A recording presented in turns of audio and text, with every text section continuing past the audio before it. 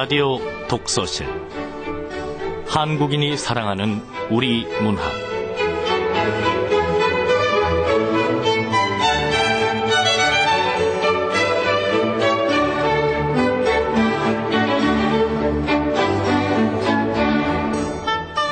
안녕하세요. 아나운서 김경란입니다. 만일 내가 다시 아이를 키운다면 다이아나 로먼스.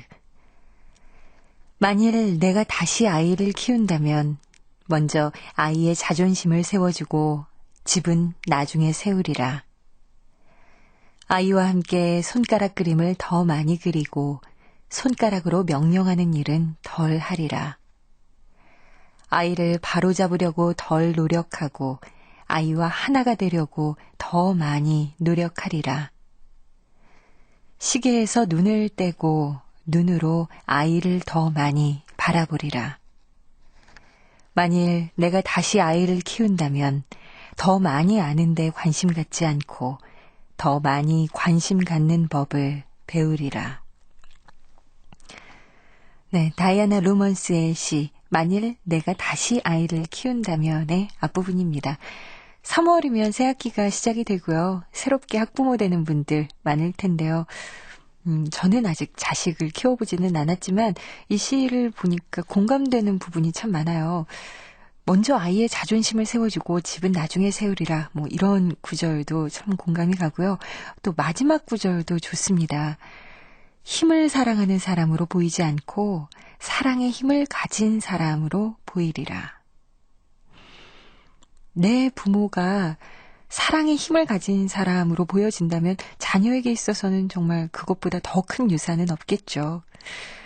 KBS 라디오 독서실 한국인이 사랑하는 우리 문학, 오늘은 은희경 작가의 작품과 함께하겠습니다.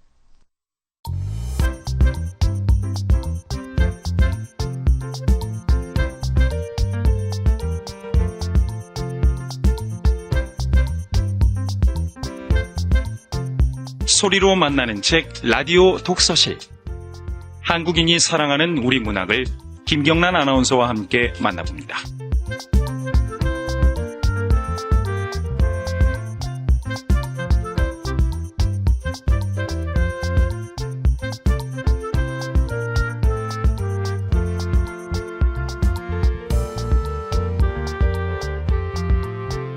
은희경 작가에 대해서는 잘 알고 계시죠? 고정 독자를 많이 확보하고 있는 작가 중에 한 분입니다. 1959년에 전북 고창에서 출생을 했고 1995년 동아일보 중편 이중주가 당선돼 문단에 나왔습니다. 새해 선물로 제1회 문학동네 소설상을 수상했고요. 또 등단 3년 만인 1998년에는 아내의 상자로 제22회 이상문학상을 수상하면서 소설가로서 확고하게 자리를 잡았죠. 은희경 작가의 그 아름다움이 나를 멸시한다에 대해서 우리 독자들은 어떻게 읽었는지 함께 들어볼까요? 아름다움이 나를 멸시한다라는 책은 다이어트에 관한 소설이에요.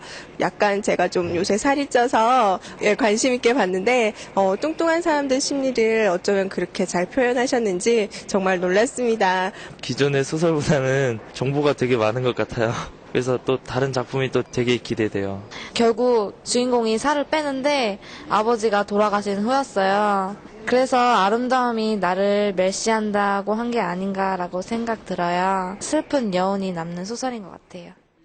네, 이 작품은 다이어트에 관한 작품이지만 사실은 아버지에게 새로운 모습을 보여주고 싶어하는 내용이라고 하는데 어떤 분은 슬픈 여운이 남는다고 했죠. 여러분들은 이 작품 다 들은 후에 무엇이 남을지 지금부터 함께 들어보겠습니다. 은희경의 아름다움이 나를 멸시한답니다.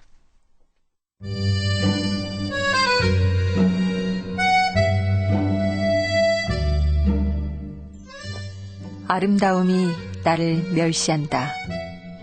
은희경.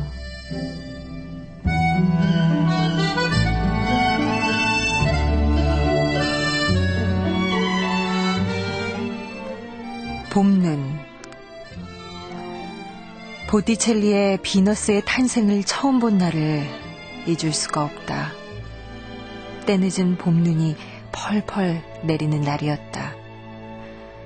아버지를 따라 카펫이 깔린 이태리 식당에 들어갔을 때 나는 그곳이 내가 알던 곳과는 다른 세계임을 알았다. 테이블 위에는 작은 꽃병과 촛대가 놓였고 부유하고 세련된 분위기의 사람들이 양식기를 능숙하게 다루며 나누는 나직한 대화가 실내 공기를 조용히 흔들고 있었다. 아버지와 나는 창가의 예약석으로 안내되었다. 웨이터가 아버지의 고급 바바리 코트와 함께 군데군데 솜이 뭉친 내 낡은 파카를 받아 옷걸이에 걸어주었다. 마주 앉은 순간부터 나는 아버지 등 뒤의 벽에서 희미하게 부분 조명을 받고 있는 커다란 그림에만 눈길을 주었다. 아버지 얼굴을 똑바로 바라볼 수가 없었다. 실내 공기가 훈훈하여 나의 접힌 목주름 사이로 곧 땀이 배기 시작했다.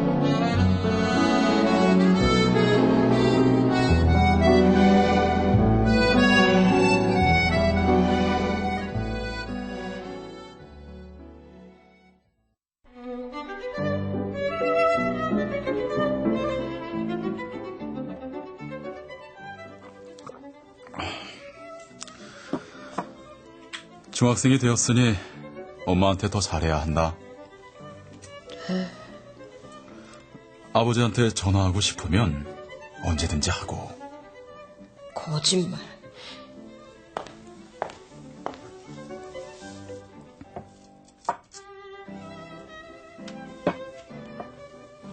음식이 날라져오자 나는 얼굴을 숙이고 먹는 일에만 열심인 척했다.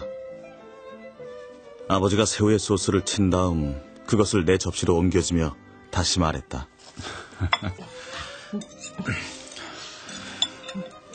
먹성이 좋구나. 걱정 마라.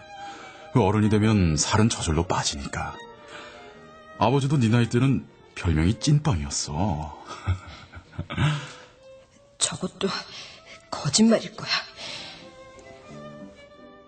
음식을 다 먹은 뒤 접시가 치워지자 다시 눈둘 데가 없어진 나는 또 그림을 쳐다보기 시작했다. 내 시선을 쫓아서 아버지가 자신의 등 뒤를 한 번 돌아보았다. 아버지의 입가에 품위 있는 미소가 떠올랐다. 비너스란다. 바다의 거품 속에서 태어나는 장면이지.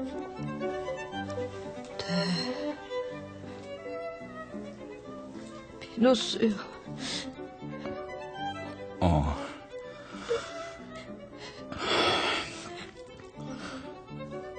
미안하다. 내 눈에 가득 고이는 눈물을 본 아버지는 긴 한숨을 내쉬며 침통하게 말했다.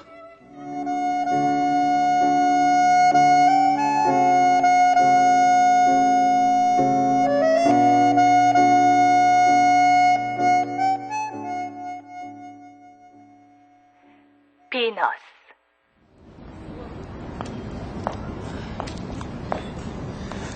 필요한 게 있으면 말해보렴. 다 사줄 테니. 아니에요. 저기 백화점에 멋지고 비싼 물건이 많더구나. 한번 가보자. 난 왜 태어난 걸까? 왜?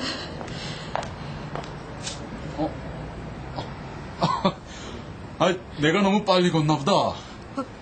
아니에요.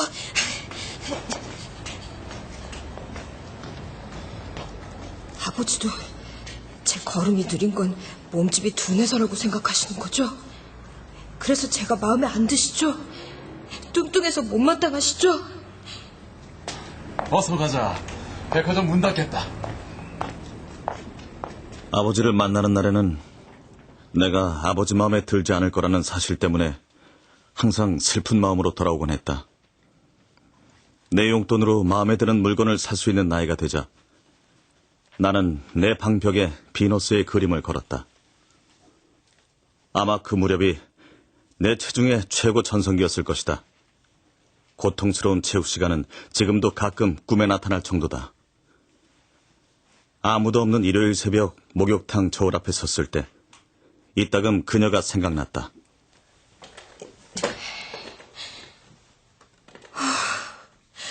비너스, 제발 날 축복하지 마. 너의 풍요와 다산을 내게서 거둬줘.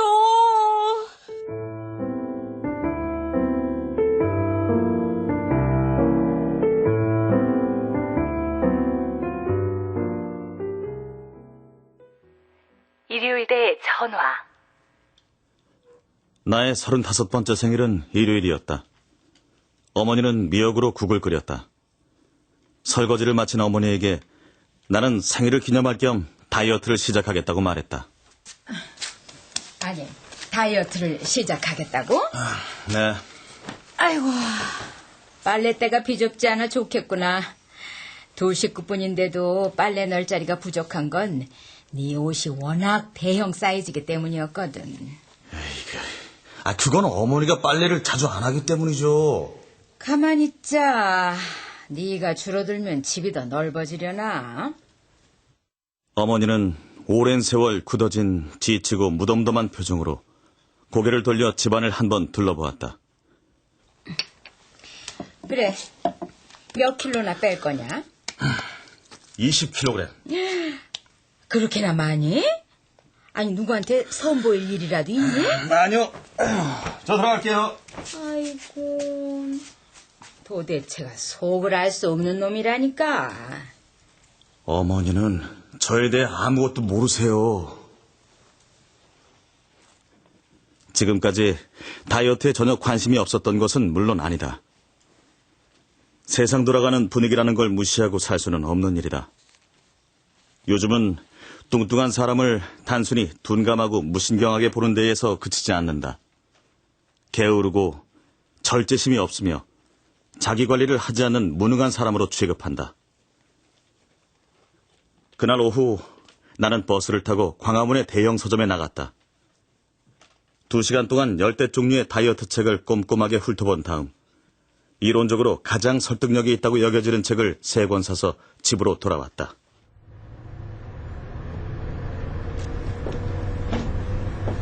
저기 자리 비었다. 야, 저 사람 뚱뚱해서 그 옆에 앉기 좀 그렇다. 아, 정말? 그 옆에 앉으면 몸이 닿겠어. 그냥 서서 갈래. 저기요. 어머, 저 아저씨 내리려나 봐. 가서 앉자. 버스 좌석에 앉을 때마다 옆 사람의 몸에 닿을까봐 늘 신경이 쓰인 건 사실이었다.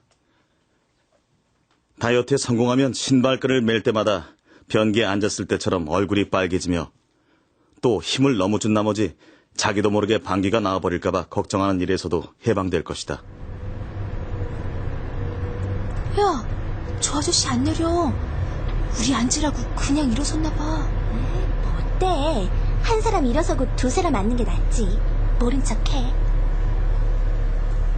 내가 살을 빼면 이렇게 양보하는 일도 없겠지만 내가 진짜 다이어트를 시작하려는 건 그 전화 때문이야. 그 전화.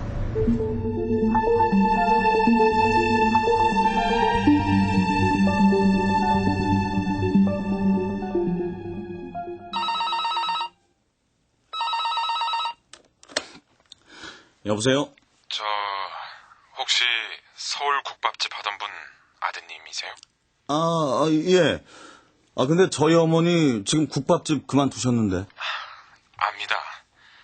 지금 국밥집 하는 사장님을 통해서 연락처를 알았습니다. 저는 김성자, 기자, 김성기 씨 아들 되는 사람입니다. 지금 아버님께서 서울병원에 입원 중이세요. 짧은 통화였다. 내가 병명과 수술 날짜를 알게 된 것은 그 병원의 친절한 당직 간호사를 통해서였다. 아버지의 모습을 떠올리려 해봤지만 아무 기억도 나지 않았다. 대신 뭔가 슬픈 생각에 빠져있다가 아버지를 놓칠세라 급히 종종걸음을 치는 뚱뚱한 소년이 떠오르곤 했다. 다이어트를 해야 돼. 아버지에게 뚱뚱한 모습을 보여줄 순 없어. 달라진 모습을 보여줄 거야.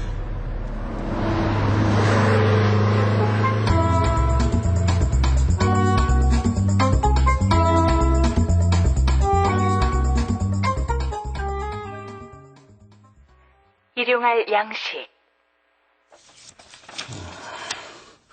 심장내과 전문의인 A 박사는 월남전에서 사망한 군인들의 사체 부검을 하다가 이상한 사실을 발견했다. 육식을 즐기고 운동량이 적은 노인에게나 나타나는 지방질 퇴적이 어떻게 해서 전장의 젊은 군인들에게 발생한 것일까? 바로 주식인 탄수화물 때문이었다. 몸속에서 남아도는 탄수화물은 지방으로 바뀌는데 반면 지방은 아무리 많이 섭취해도 탄수화물 없이는 저장되지 않는다. 거기에서 지방은 마음대로 먹고 탄수화물을 금지하는 A 다이어트 이론이 나왔다. 그래, 탄수화물을 먹으면 안 돼. 얘야, 저녁 먹자. 아이, 참.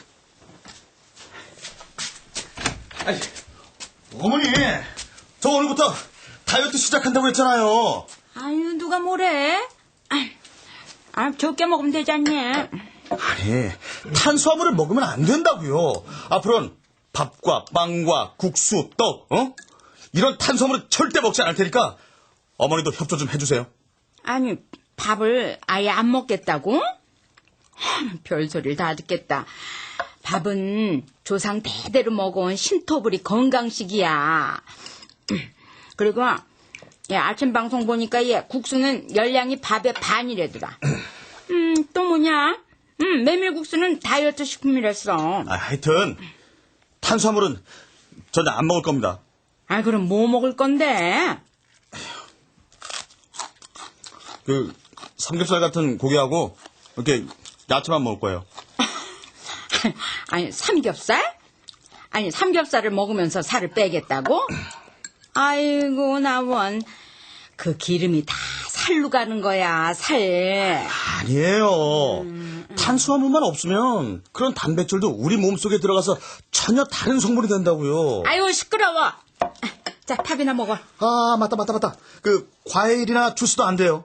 아니, 무가당도 말이냐? 과일 자체에 당분이 많잖아요. 그리고 감자도 사지 마세요. 전부는 곧바로 탄수화물로 분해되거든요. 감자? 아니, 감자처럼 영양가 높은 음식이 어디 있다고? 알고 있어요. 하지만 안 먹을 거니까 그렇게 아세요.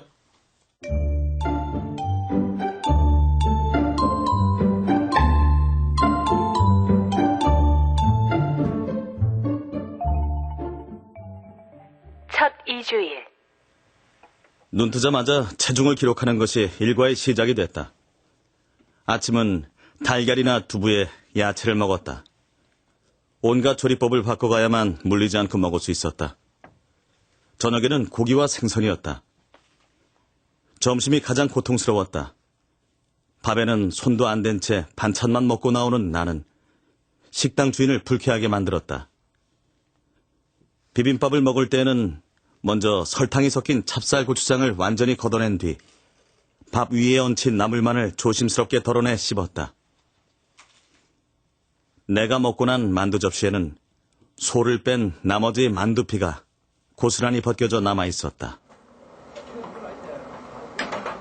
아니, 아이고, 음식 먹은 꼬라지 하고는 어떻게 손만 쏙 빼먹었냐?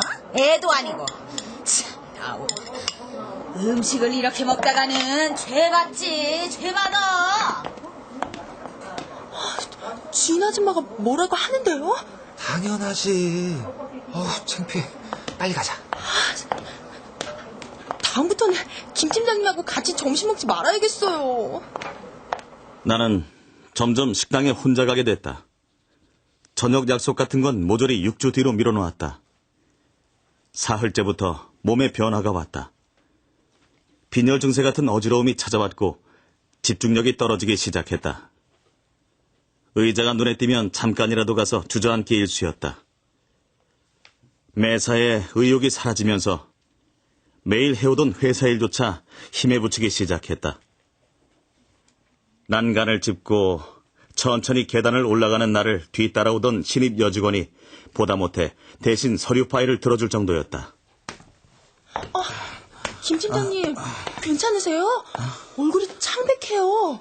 지금 뇌가 분노하는 거야. 네? 뇌가 왜요? 아이씨, 그게 있어. 모든 일에 짜증을 내고 있었다. A 박사는 뇌의 요구를 따르지 말라고 충고했다. 시간이 지나면 뇌 역시 새로운 체제에 적응할 수밖에 없다. 그러나 당분간이라도 뇌에 영양을 공급하지 않는다는 것은 분명 어느 정도의 위험을 무릅쓰는 일이었다. 어머니가 알아차리지 못할 리 없었다. 닷새째 되는 날 저녁 식탁에 삼계탕이 올라와 있었다. 자, 고기는 괜찮다며. 삼계탕. 닭고기잖아. 문제는 뱃속에 찹쌀이에요. 찹쌀. 자, 사람이란 자고로 고기가 들어가야 힘을 쓰는 법이다. 야, 어서 먹어. 아유, 그러다 진짜 무슨 일 나겠다. 어머니가 강력한 유혹의 말을 던졌다. 곡물은 설탕 다음으로 손쉽게 에너지가 된다. 그러나 창고에 남아도는 재고를 다 써버려야 하는 내 입장에서는 곡기를 새로 들여놓아서는 절대 안 됐다. 삼계탕 대신 참치캔과 두부로 저녁을 해결한 뒤 한껏 입안이 텁텁해져 있는 순간에 어머니가 투명한 유리잔에 얼음을 띄운 향기로운 꿀물을 담아내왔다. 예, 다른 거 다 소용없다. 몸이 원하는 대로 해주는 게 건강 비결이야. 자, 쭉 마셔. 제발, 어머니! 아니, 저게 밥 몇 끼 굶더니 돌았나? 왜 소리는 지르고 난리야? 아유, 그래. 굶어 죽든지 말든지 네 마음대로 해라. 그 다음날 저녁 메뉴로는 내가 주문한 대로 고등어 구이와 두부 부침이 차려져 있었다. 그런데 주문하지 않은 기름진 쌀밥과 소면을 얹은 낙지볶음도 함께였다. 자, 편식은 세상이 다 하는 나쁜 습관이야. 골고루 먹어야 돼요, 골고루. 어머니, 밥하고 국수는 안 된다고 그랬잖아요. 알아. 아는데 먹는 양을 절반으로 줄이면 되잖아. 내가 전혀 그 말을 따르지 않자 다음 날부터는 다시 작전을 바꾸었다. 고기에 단내가 풍기는 불고기 양념을 하는가 하면 닭볶음이나 오징어 볶음에도 탄수화물 덩어리인 설탕을 넣어 조리하는 것이었다. 마침내는 식탁에서 화를 내기 시작했다. 예, 좀 먹어봐라. 이 닭볶음 신경 써서 만들었으니까 맛있을 거다. 이 다이어트 성공시키지 못하면 저는 어머니가 그토록 원하는 결혼은 절대로 하지 못할 거예요. 뭐라고? 그리고 뚱뚱한 것이 분명한 자식 따위도 남기지 않을 겁니다. 너 지금 애미 원망하는 거냐? 애비가 받아주지 않는 자식 낳았다고 날 원망하는 거냐고? 예. 그러게 왜 절 낳으셨어요? 아니 어쩌다 저런 놈이 생겨가지고. 어머니와 내가 닭과 달걀이었다면 그런 말로 서로 으르렁댔을 것이다. 다이어트가 어려운 것은 몸속에 장착된 수백만 년이나 된 생존 본능 시스템과 싸워야 하기 때문이다. 몸무게는 매일 조금씩 줄어갔다. 손목시계가 헐렁해졌고 허리띠의 구멍을 3개나 안쪽으로 옮겼다. 와이셔츠 목단추를 잠그던 나는 목의 살이 가장 먼저 빠지기 시작한다는 것을 깨달았다. 8kg이 빠졌을 때 나는 이 다이어트야말로 동물로서의 자연 선택을 버리고 문명적 선택 단계로 접어든 현생 인류의 새로운 존재 증명 방식임을 확신했다. 그러는 사이 3주일이 지나 있었다.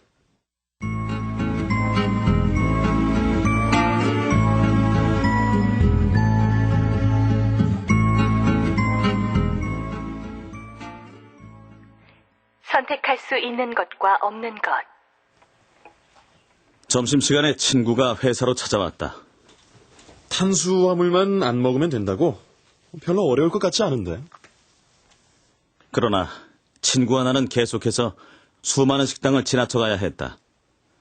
설렁탕이나 해장국, 초밥, 볶음밥, 카레라이스는 밥과 떨어뜨려 생각할 수 없는 음식이었다. 간단히 먹는 점심 메뉴인 냉면과 우동도 탄수화물 덩어리였다. 파스타도 마찬가지였다. B가 중국 음식점 앞에서 걸음을 멈추었다. 고기는 상관없다며. 근데 중국 음식점에는 거의 다 전분이 들어가거든. 그럼 중국집도 안 된다는 거야? 저기 저 건너편 샌드위치 가게는 어때? 당연히 안 되겠네. 빵도 빵이지만 마요네즈에 설탕 들었잖아. 네가 뭘 먹든 말든 나 그냥 끼니나 때워야겠다. 너 때문에 나까지 식욕 잃겠어. 저 아무데나 들어가자. 식욕을 잃었다고 투덜대며 결국 친구는 가장 가까운 패스트푸드점으로 나를 끌고 들어갔다. 친구는 치킨과 콜라와 비스킷을, 나는 소스를 뺀 햄버거를 주문했다. 그렇게 계속 밥을 안 먹으면 영양 불균형 아닐까? 하긴 다이어트 원리라는 게 한 가지만 줄곧 먹어서 그 영양실조가 되어 살이 빠지는 거니까. 다이어트는 칼로리보다 대사의 문제야. 사자는 고기만 먹지만 몸 안에서 탄수화물이 합성되므로 영양의 균형에는 문제가 없어. 반면에 소는 풀만 먹지만 몸속에 기름진 부위를 많이 갖고 있거든. 거의 자동이구나. 채널은 고정이고. 야, 근데 저쪽 자리 꼬마가 계속 너만 바라보고 있다, 야. 어딜 가나 늘 겪는 일이야. 뚱뚱한 사람은 몸집이 커서 눈에 잘 띄는 게 아니다. 뭔가 사람들과는 다르다고 느끼기 때문에 시선이 멈춰지는 것이다. 건너편의 꼬마는 내가 햄버거를 열어 그 안에 다진 고기만 먹고 빵을 쟁반에 던져버리는 것을 빤히 보고 있었다.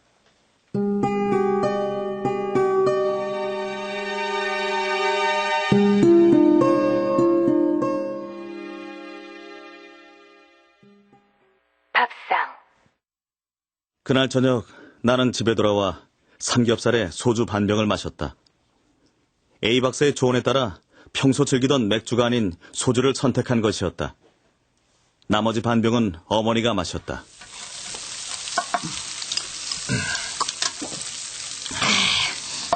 오늘따라 소주 맛이 쓰네.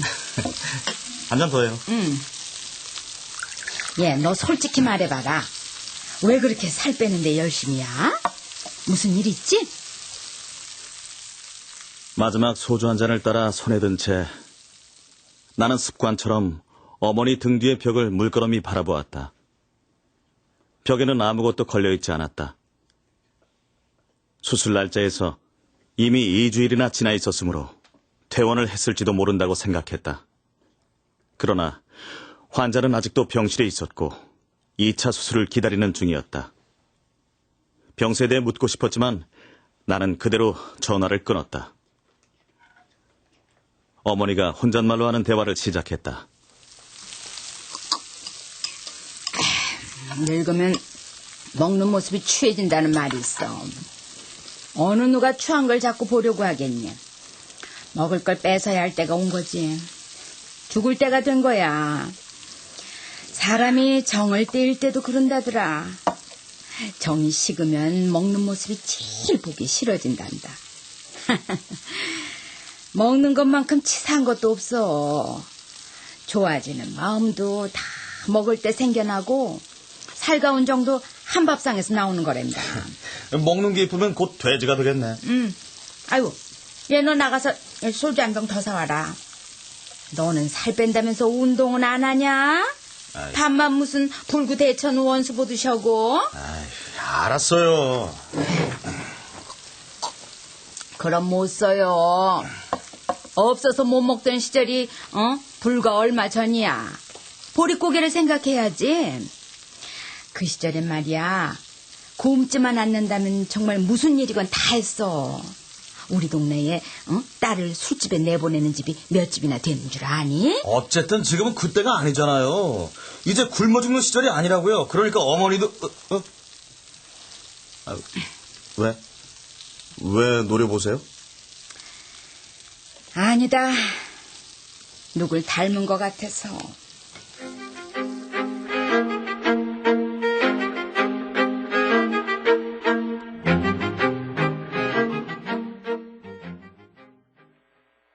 마지막 주. 몸이 지방 합성에서 지방 분해 단계로 완전히 접어든 듯했다.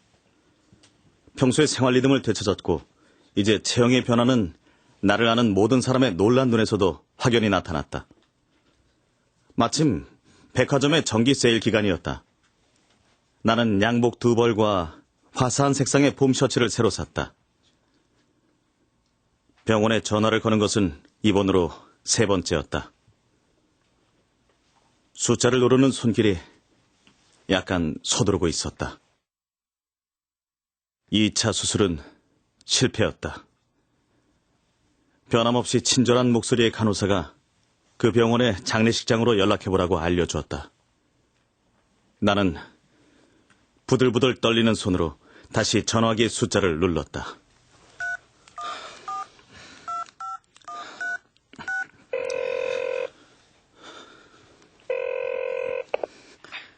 네, 장례식장입니다. 예, 확인할 게 있어서요. 김상기 씨라고. 예. 빈수는 1호실에 안치되셨습니다. 내일이 발인이니까 문상 오시려면 서둘러야겠어요. 네.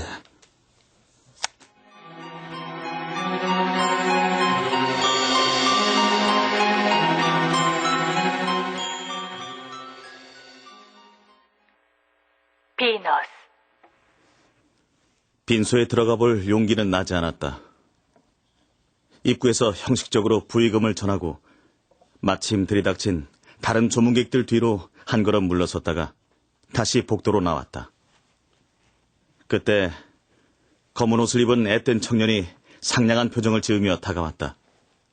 나는 하는 수 없이 그의 안내를 받아 북적거리는 식당으로 들어가야 했다. 머리에 흰 핀을 꽂은 상복 차림의 중년 여인이 쟁반에 국밥을 받쳐들고 왔다. 그릇을 내 앞에 내려놓으며 친근한 눈인사를 건네는데 흰자위가 붉게 충혈돼 있었다. 국밥 한 그릇 드세요. 따뜻할 거예요.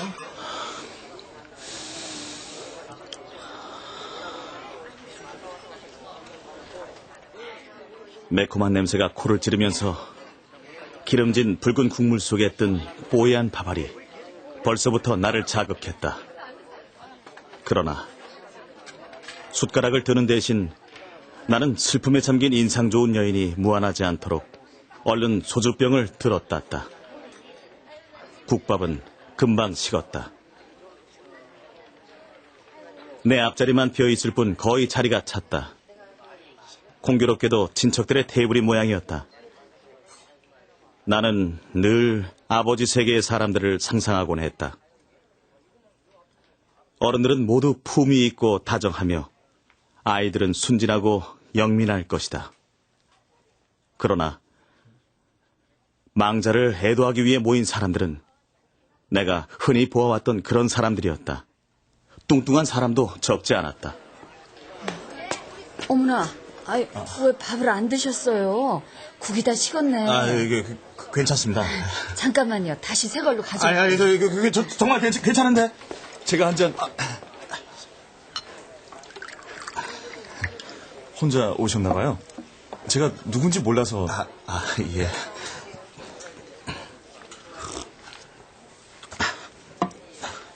한 잔 받으시죠. 예.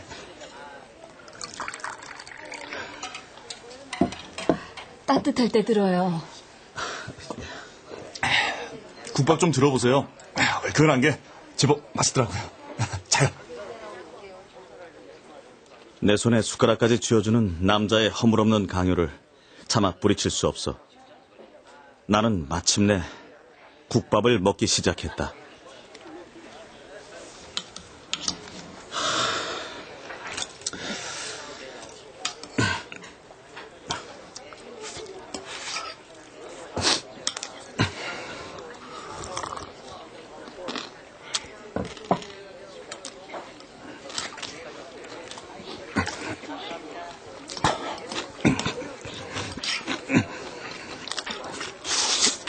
밥알은 달게 씹혀 목구멍 안으로 부드럽게 넘어갔다. 내 몸이 미칠 듯이 환호하는 것을 느낄 수 있었다. 위장이 춤추듯 꿈틀거렸으며 뱃속이 흐뭇할 만큼 따뜻해졌다. 자, 네가 그토록 원하는 탄수화물이다. 숟가락질이 점점 빨라졌다. 나는 이상한 감동으로 국밥을 퍼먹고 있었다. 굶주린 자식을 먹이는 아비의 마음을 넘어 고통받아온 몸을 구원하는 메시아 같은 기분까지 들었다. 국물까지 마시고 그릇을 내려놓자 마치 나를 지켜보고 있었다는 듯이 상복 여인이 다가와 말했다. 한 그릇 더 드릴까요? 술을 워낙 많이 드시던데. 네. 나는 두 그릇째 국밥을 후루룩 과장된 소리를 내며 지나치게 급히 먹기 시작했다. 몸처럼 정직하고 순종적인 기계도 없어. 한 달 정도 탄수화물을 안 줬더니 어쨌든 12kg나 빠져줬잖아. 내 의지를 따르지 않으려고 발버둥을 치긴 했지만 결국 내가 부리는 데에 따라서 결과가 나오는 게 몸이야. 알고 보니 내 몸이 바로 내 거였어. 오케이, 밥이 들어간다고 몸속 원신이 잔치를 벌이는걸. 이런 식으로 국밥을 먹으면 몸은 순식간에 도로 지방을 쌓아놓기 시작할 것이다. 그리고 다시 어머니와 나는 우리의 평화롭고 정든 밥상 앞에 앉을 테지. 내가 국밥 그릇에 처박고 있던 고개를 들자 앞에 있던 남자 하나가 큰 소리로 말했다.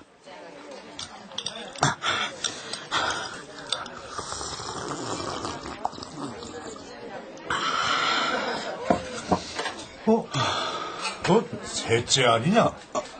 예?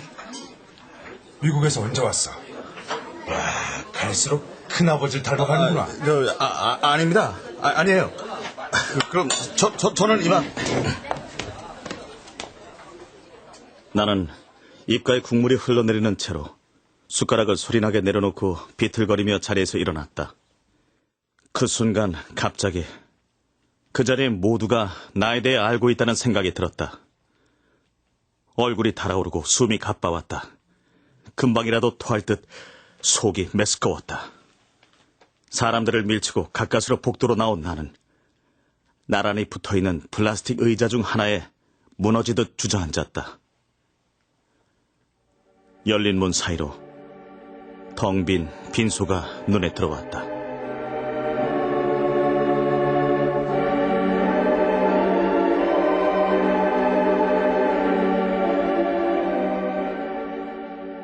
밥이라도 먹으러 갔는지 상주나 가족의 모습은 보이지 않았다. 멀리 희미하게 영정이 보였다. 나는 약간 비틀거리며 분명 이제는 아주 늙어버렸을 아버지의 모습을 보기 위해 걸음을 옮기기 시작했다. 내가 늘 보티첼리의 비너스를 바라보았던 것은 다른 뭔가를 보지 않기 위해서였는지도 모른다. 검은 옷을 입은 꼬마 둘을 앞세우고 상주가 빈소로 들어오는 게 보였다. 나와 눈이 마주치자 그는 마치 기다리던 사람이기라도 하다는 듯 가볍게 고개를 끄덕여 내게 인사를 건넸다. 오셨군요. 기다리고 있었습니다. 저를요? 저를 기다렸다고요? 예.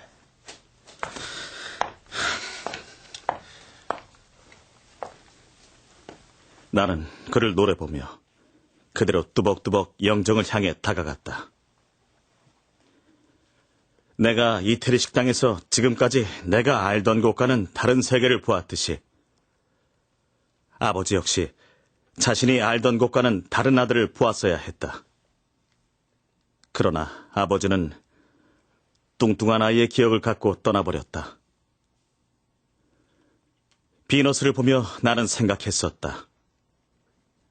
세상의 모든 아름다운 것들은 나를 멸시한다고.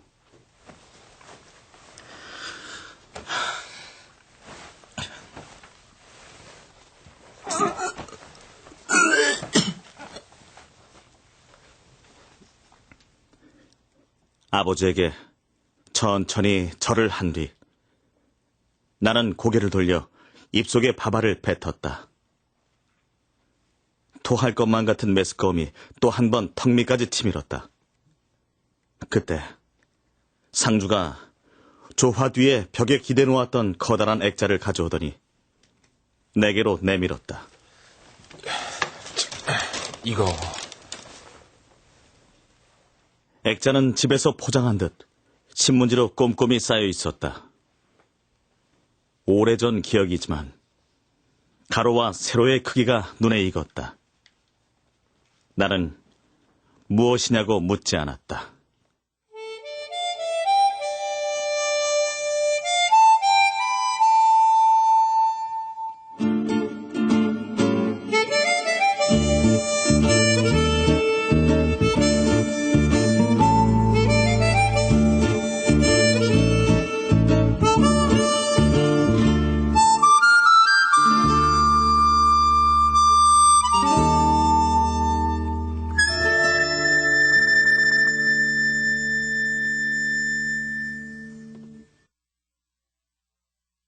아름다움이 나를 멸시한다.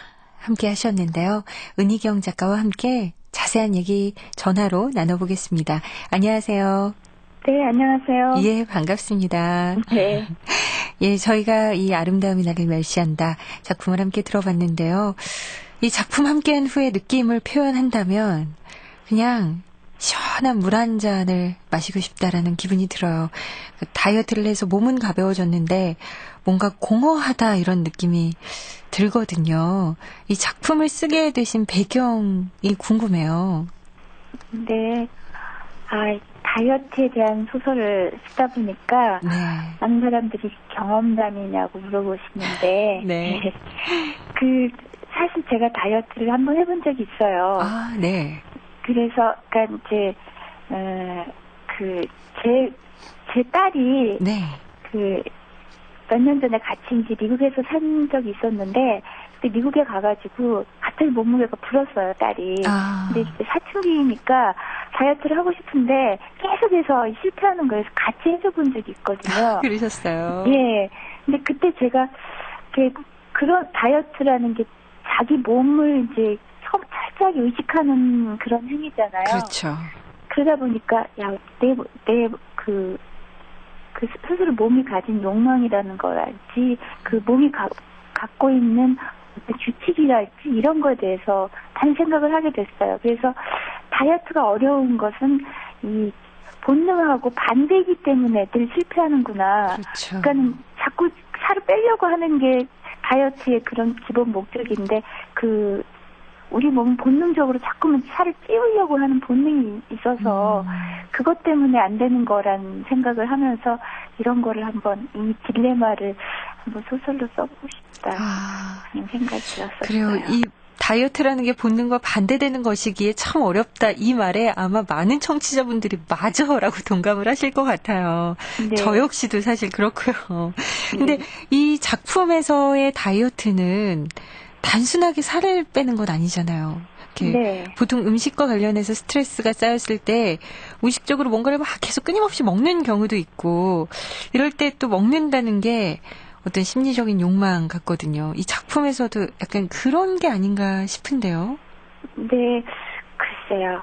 그러니까 이 소설 주인공이 이제 아버지로부터 인정받지 못한 그런 존재이기 때문에 아버지를 부정하려는 그런 마음이 즉 자기 몸이야말로 아버지한테서 물려받은 거기 때문에 떨어뜨릴 수가 없는 거잖아요. 아버지와의 관계를 부정할 수 없는 건데 자기 몸이 갖고 있는 기본적인 그거를 각인된 거를 부정하려는 것이 다이어트고 그것이 아버지에 대한 부정하고 연결되도록 저는 이야기를 좀 해보고 싶었어요. 그래서 단순히 이렇게 몸에 살을 빼는 다이어트가 아니라 자기를 부정하는 거, 자기 아버지의 존재를 부정하려고 하는 거, 그런 얘기가 되지 않았을까 생각하는데.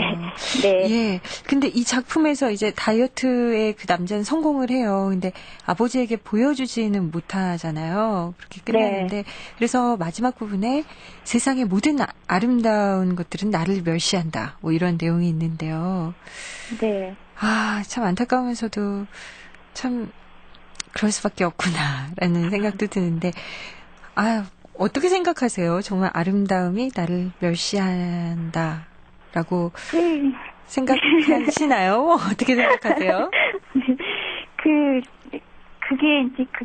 아름다움이 나를 멸시한다는 건 제가 그 시에서 따온 건데요. 네. 그 시기절이 아름다움이 우리를 멸시하는 것은 우리가 아름다움을 숭배하기 때문이다. 이런 시기거든요. 그러니까 우리가 어떤 대상을 강렬하게 소망하고 그거에 대한 갈증을 갖고 있기 때문에 그것으로부터 자유롭지 못하는다는 뜻인 것 같아요. 그래서 이제 그것도 그 아버지한테 인정받으려고 하는 한은 자기 자신이 절대로 아버지로부터 벗어날 수 없다는 그런 그 틀 속에서 제가 얘기를 해보고 싶었고요. 그 마지막 장면에서 아버지가 그 어릴 때 같이 봤던 그림을 돌려주기 때문에 그래도 결국에는 멸시를 안 당한 걸로 읽어주셨으면 해요. 우리가 아름다움을 숭배하기에 아름다움이 우리를 멸시한다라는 19절이 있다고 하셨는데, 그러면 우리가 좀 아름다워지기 위해서는 어떻게 해야 할까요? 글쎄요, 제가 소설 속에서 말한 아름다움이라는 것은 미적인 개념도 물론 있지만, 그 자기 자신에 대한 인정, 이제 주인공이 아버지로부터 인정받지 못했다는 그런 그 패배감이 강하기 때문에 자기를 인정하는 것을 아름다움으로, 자기를 떳떳하고 자연스럽게 자기 존재를 받아들이는 거. 그러니까 살찐 자기 자신까지도 받아들이는 과정을 저는 얘기하고 싶었거든요. 그래서 결국 그런 것이 아름다움이 아닐까. 맞아요. 네. 오늘 말씀 고맙습니다. 네, 반가웠습니다. 네, 반가웠습니다. 지금까지 아름다움이 나를 멸시한다의 은희경 작가와 함께했습니다. 요즘 젊은 사람들 중에서 다이어트를 생각하는 분들 정말 많더라고요. 그런데 이 살이 찌는 원인 중에 상당 부분이 바로 스트레스라고 하죠. 실제로 화가 나거나 우울할 때 먹어야지 풀리는 분들이 참 많다고 합니다.